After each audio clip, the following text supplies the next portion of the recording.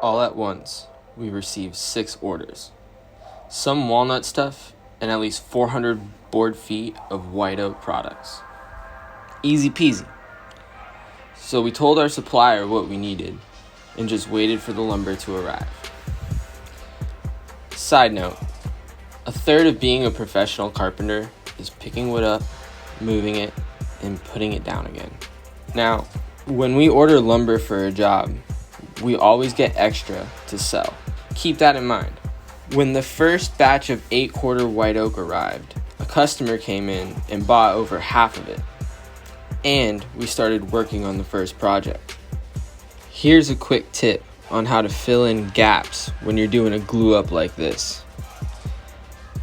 Cut wedges at a 3-degree angle. Then simply glue the wedge into the gap, hammer it in a bit, and cut it off with a chisel. It looks so much better than wood filler. Anyways, we got 300 board feet of 8-quarter white oak in. We sold 200 board feet to the customer and used 80 board feet for this countertop. There was a huge problem.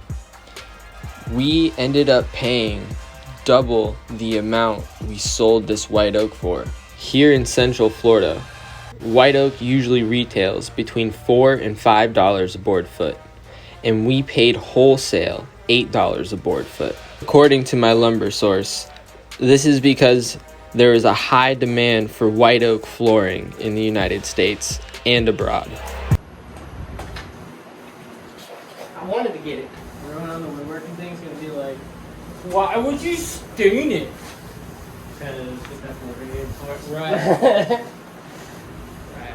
Customer says, I'll pay you money to put stain on it. And I say, okay, sounds good.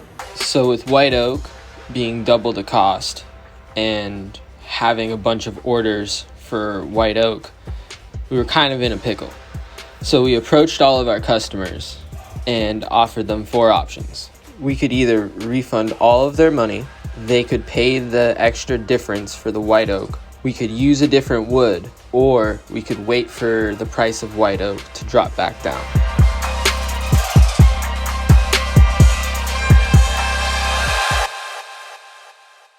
By the time we figured out the oak was expensive, it was too late on the first order. But lucky for us, the rest of our customers switched woods. One of them went with maple, and the rest of them went with ash.